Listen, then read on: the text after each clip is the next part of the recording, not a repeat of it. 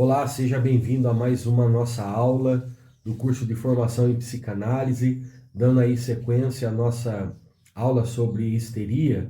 Nós vimos na aula anterior que os sintomas estimulados pelo inconsciente, eles tendem a desaparecer a partir do processo de abreação, né? Foi uma das descobertas aí que os estudos de Freud trouxeram para nós, né?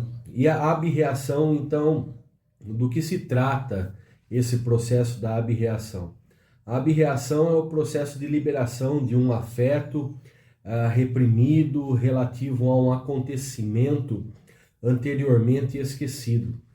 Então, nós temos o evento traumático, né? Entendendo que, por mais que seja entendido como traumático, não quer dizer que ele tenha sido algo ruim, mas seja ah, absorvido pela mente como algo ruim, então não tem a necessidade daquela ideia de trauma, né?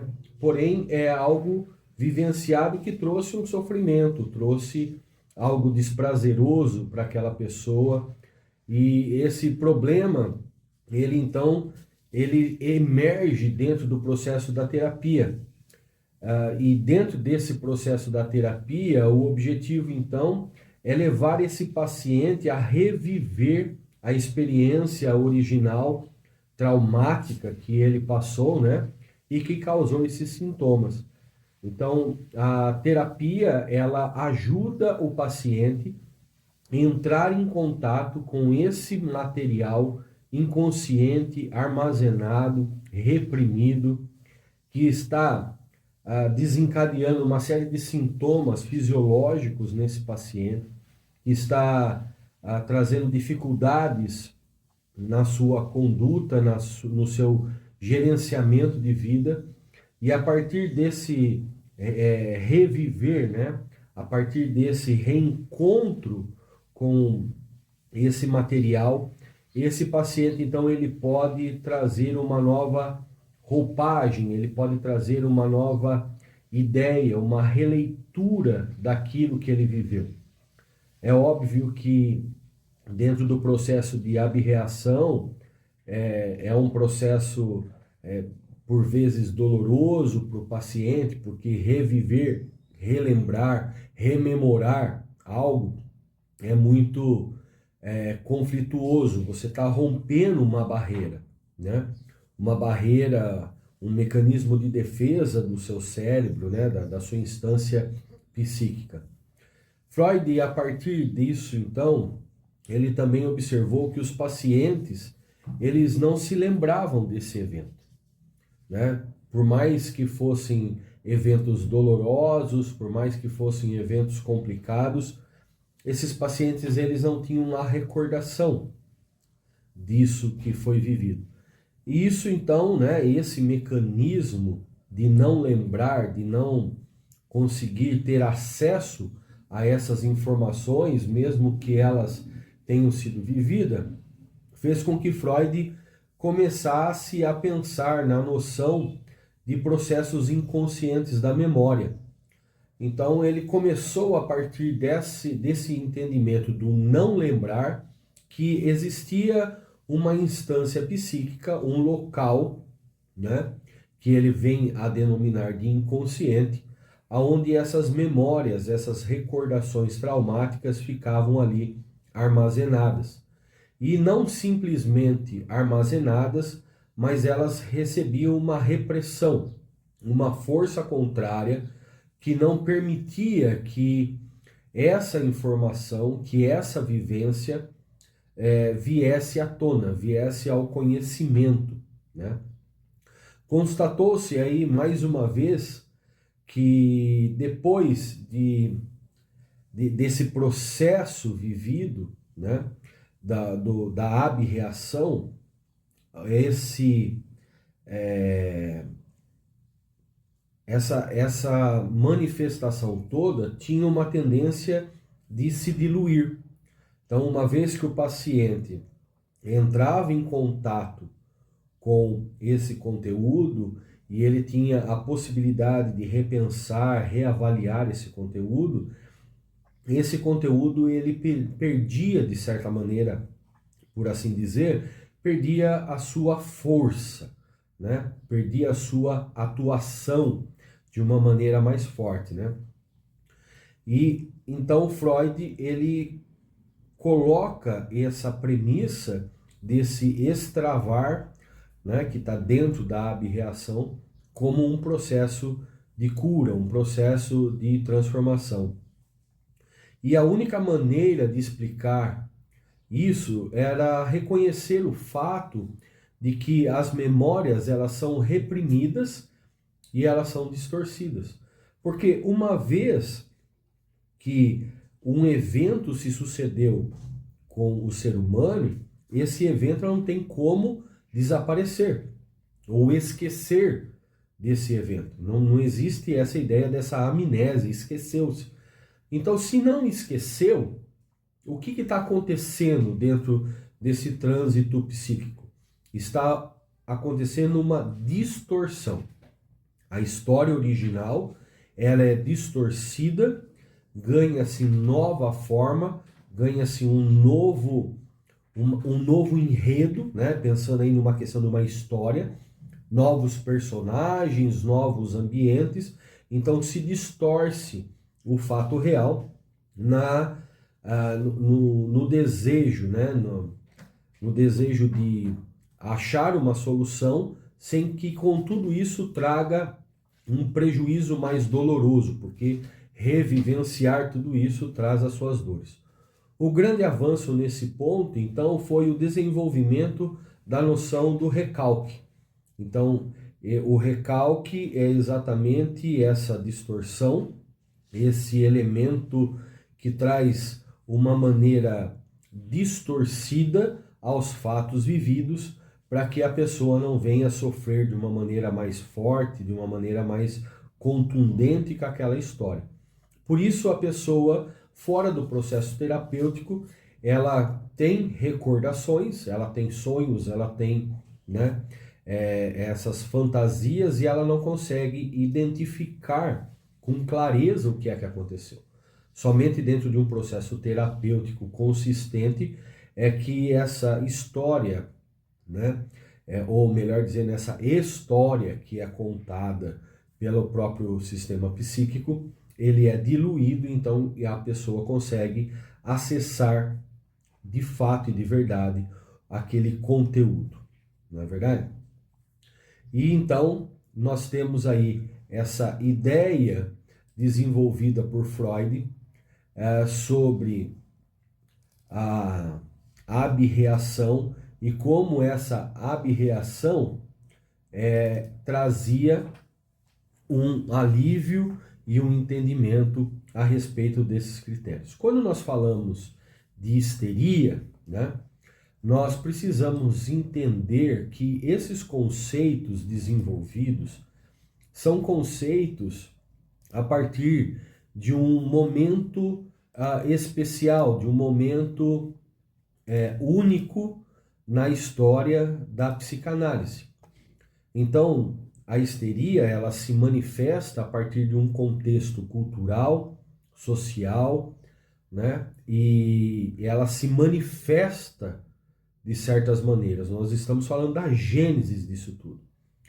Porém, quando nós olhamos para os dias atuais, onde nós temos uma série de mudanças, né, sociológicas e tudo mais, esses pacientes eles vão apresentar sintomas histéricos, mas esses sintomas eles são remodelados a partir do momento atual. Os problemas existenciais lá do tempo de Freud, de alguma maneira, continuam dessa forma hoje.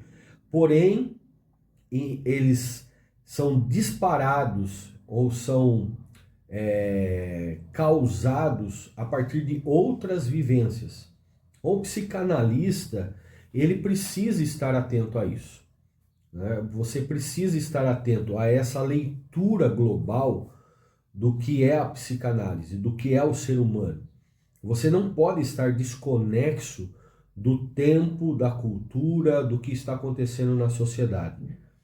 Hoje nós temos o evento da tecnologia, nós temos o evento das redes sociais, as mídias sociais, e muitas vezes você vai se deparar com pacientes com quadros histéricos, fruto oriundo desse processo tecnológico, né? Algo inimaginável lá nos tempos de Freud. A partir de 1973, a histeria, então, ela foi excluída, né, da classificação de Manual Diagnósticos e Estatísticas de Transtornos Mentais. Você não encontra no manual esse termo histeria.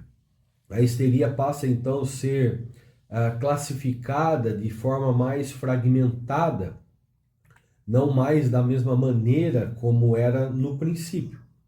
Então, quando nós falamos hoje sobre histeria, nós estamos falando sobre processos depressivos, nós falamos sobre transtornos somatoformes, transtornos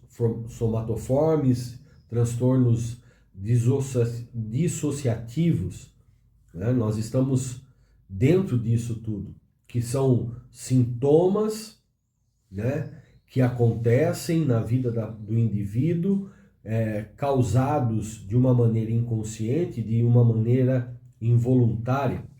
Nós também temos outros transtornos que estão dentro da classificação do manual, que estaria vinculado a essa ideia de histeria, mas que tomam outro nome, como os transtornos factícios.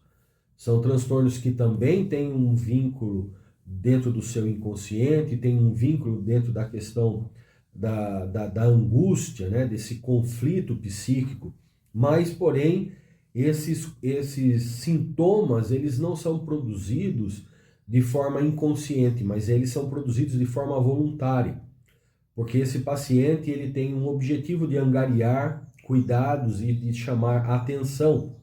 Então, os processos são inconscientes, as dores, os traumas são inconscientes, ele manifesta de uma maneira consciente. Esse paciente ele está conduzido dentro disso, ele produz isso, ele cultiva isso. Lá na frente nós vamos poder entender e ver sobre a questão do ganho secundário, né? Existe aí esse mecanismo do ganho secundário. Estar doente, ou se manifestar doente, ou permanecer-se dentro de um quadro doentio, as pessoas estão ganhando alguma coisa com isso. A síndrome do pânico, muito falada, muito comum nos nossos dias também, que está dentro da neurose de angústia e que também faz parte aí desse processo de histeria. A personalidade histriônica, dentro do quadro da histeria, são pessoas que trazem para o seu corpo, para o seu estereótipo, né? A maneira como se veste, a maneira como se produz e tal, precisa se manifestar, se mostrar, né? E sempre se mostrar de uma maneira exuberante, de uma maneira atrativa, de uma maneira provocante, uma maneira de chamar atenção, né? Ela precisa chamar atenção a todo e qualquer custo, mesmo que aquilo possa, de alguma maneira, nos conceitos morais e éticos da cultura, possam ser não muito bem aceitos, mas ela está pouco preocupada com isso. Então, uma exacerbação de mostrar algo, né? Mostrar algo do seu corpo, mostrar algo, e já que eu não tenho algo mais profundo a mostrar, então eu mostro isso, olha só o que eu estou vendendo a minha imagem, né?